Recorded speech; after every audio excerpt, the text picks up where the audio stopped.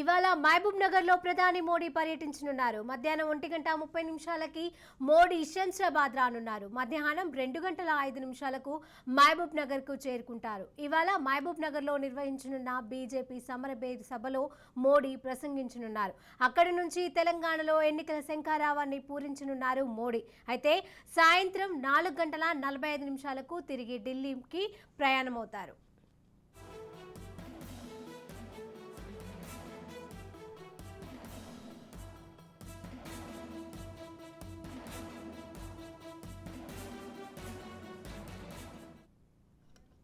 ఇవాళ మహబూబ్ నగర్ లో ప్రధాని మోడీ పర్యటించనున్నారు. మధ్యాహ్నం 1:30 మోడీ శంషాబాద్ రానున్నారు. మధ్యాహ్నం 2:05 మహబూబ్ నగర్ కు చేరుకుంటారు. ఇవాళ మహబూబ్ నగర్ లో నిర్వహించనున్న బీజేపీ సమరభేరి సభలో మోడీ ప్రసంగించనున్నారు. అక్కడి నుంచి తెలంగాణలో ఎన్నికల శంఖారావాన్ని పూరించనున్నారు. తిరిగి 4:45 ప్రయాణం కానున్నారు.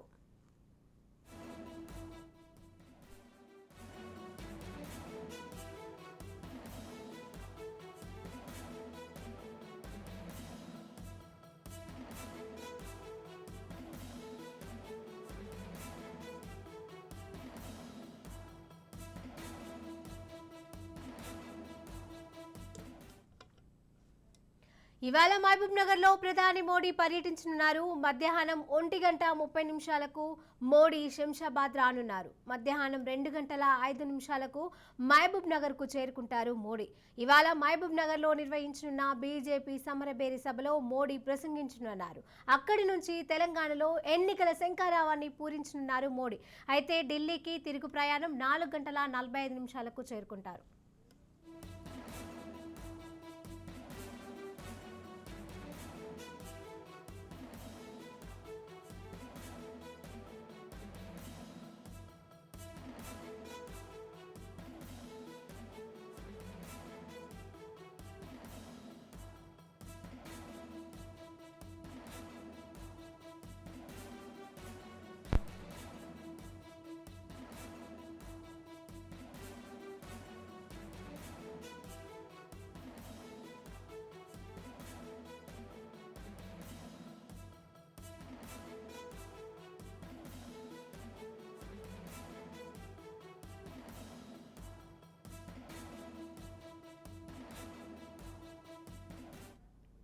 ఇవాళ మహబూబ్ నగర్ లో ప్రధాని మోడీ పర్యటించనున్నారు. మధ్యాహ్నం 1:30 మోడీ శంషాబాద్ రానున్నారు. ఆ తర్వాత మధ్యాహ్నం 2:05 వరకు మహబూబ్ నగర్ చేరుకుంటారు. ఇవాళ మహబూబ్ నగర్ లో నిర్వహించనున్న బీజేపీ సమరభేరి సభలో మోడీ ప్రసంగించనున్నారు. అక్కడి నుంచి తెలంగాణలో ఎన్నికల శంఖారావాన్ని పూరించనున్నారు మోడీ. తిరిగి ఢిల్లీకి 4:45 ప్రయాణం కానున్నారు.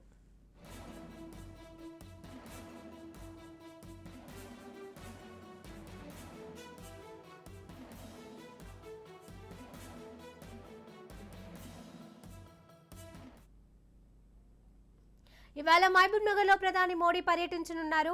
దీనికి సంబంధించిన అప్డేట్స్ కోసం మా ప్రతినిధి స్వప్న అందజేస్తారు. స్వప్న.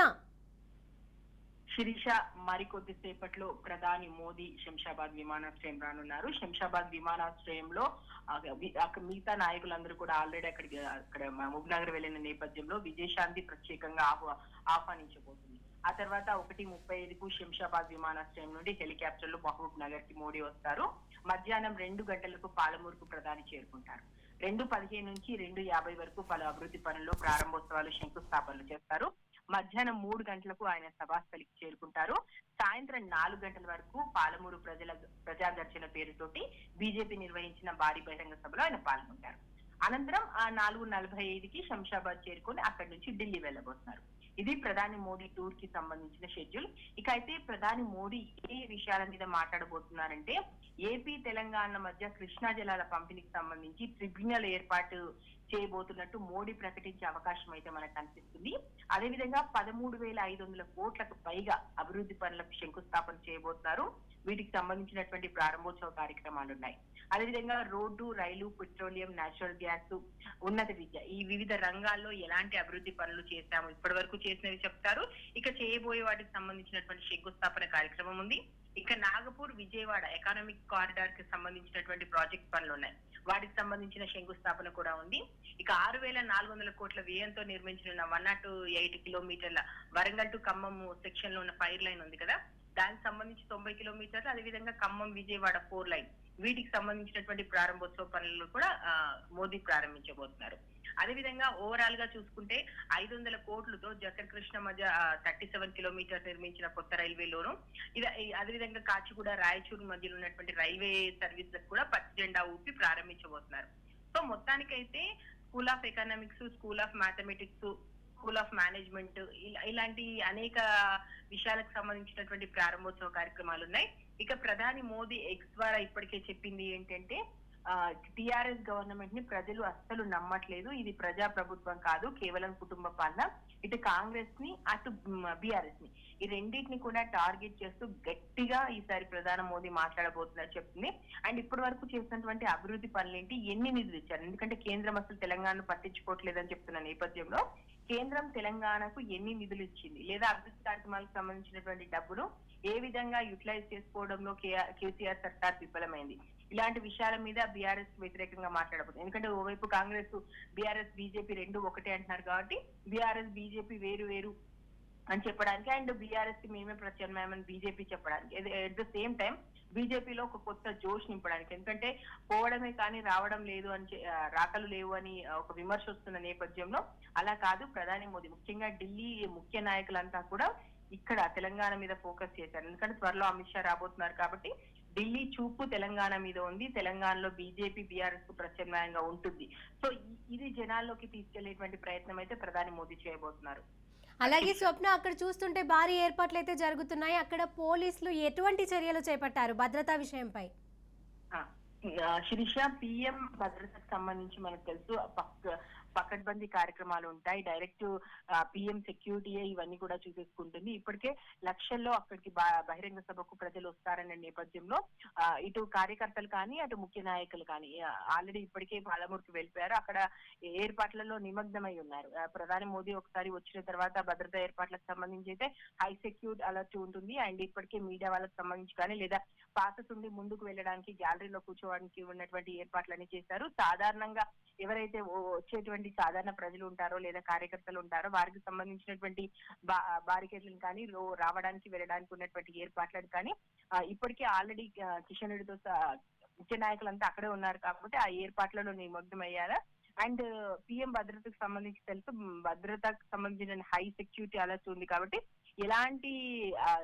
ఎలాంటి చిన్న ఆటంకం కూడా జరగకుండా ఇటు అటు నేషనల్ సెక్యూరిటీకి సంబంధించి కానీ, ఇటు మన స్టేట్ పోలీసింగ్ కి సంబంధించి కానీ, లేదా అక్కడ బీజేపీకి సంబంధించినటువంటి సమన్వయ కమిటీకి సంబంధించి కానీ ఏర్పాట్లు అయితే పూర్తిగా జరిగిపోయాయి. ప్రధాని మోదీ ఒకసారి వచ్చిన తర్వాత వెళ్లే వరకు కూడా మినిట్ టు మినిట్ షెడ్యూల్ అయితే ఉంది. శిరీష, స్వప్న, శంషాబాద్ ఎయిర్పోర్ట్ నుంచి ఏదైతే తను మార్గ మధ్యమంలో మహబూబ్ నగర్ చేరుకోబోతున్నారో, దీనికి మధ్య మార్గంలోనే తన పోస్టర్లు రావణాసురుడు ఉన్నటువంటి ఏదైతే పోస్టర్ ఉందో అది కలకలం రేపుతుంది. దీనిపైన అప్డేట్స్ ఏంటి?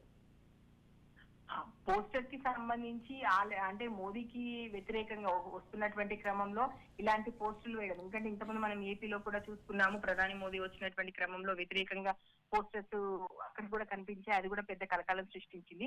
ఇప్పుడు దీనికి సంబంధించి కూడా ఇలాంటి పోస్టర్స్, అంటే ప్రధాని హోదాలో ఉన్నటువంటి వ్యక్తి ఇక్కడ స్టేట్ కి వచ్చినప్పుడు ఇలాంటి వెల్కమ్ చెప్పడం కరెక్ట్ కాదని కొందరు చెప్తుంటే, లేదు వాళ్ళు ఇచ్చినటువంటి పథకాలు వింటే 10 తలలతో మాట్లాడుతున్నారు, ఆయన మాట్లాడేటువంటి మాటల్లో నిజం లేదు, ఆ బీజేపీకి రావడం అంటే రావణ కష్టం లాగానే జరిగిపోతుంది, ఒక్కసారి బీజేపీకి కనుక మీరు అధికారం అప్పచెప్తే ఖచ్చితంగా మరో రావణ కష్టం మీరు చూడాల్సిందే అనేటువంటి సింబల్లో ఇటు మోదీని వ్యతిరేకించేటువంటి వర్గం ఏర్పాటు చేసింది. మొత్తానికైతే ఇలాంటివి ప్రధాని మోదీ వస్తున్నటువంటి క్రమంలో, ఎందుకంటే మొత్తం మనకు బీజేపీకి సంబంధించిన ఫ్లెక్సీలంతా కూడా ప్రధాని మోదీని వెల్కమ్ చెప్తూ చేసినవి, కానీ ఇలాంటి వ్యతిరేకంగా చేసినవి దట్ టు బి ఒక రావణాసుడికి సంబంధించినటువంటి పోస్ట్ అయితే ఖచ్చితంగా కలకలం తెస్తుంది. అండ్ ప్రధాని మోదీ కూడా ఇట్లాంటివి టాలరేట్ చేసేటువంటి వ్యక్తి కాదు. చూడాలి మరి దీనికి సంబంధించి బీజేపీ నుంచి ఎలాంటివి వస్తుంది, ఎందుకంటే బీజేపీ చెప్పేది మేము రామరాజ్యం తీసుకొస్తామని, ఇటు మోదీని వ్యతిరేకించే వర్గం చెప్పేది ఇది రామరాజ్యం కాదు రావణ కాష్టాన్ని తీసుకొస్తారు వద్దని చెప్పేసి.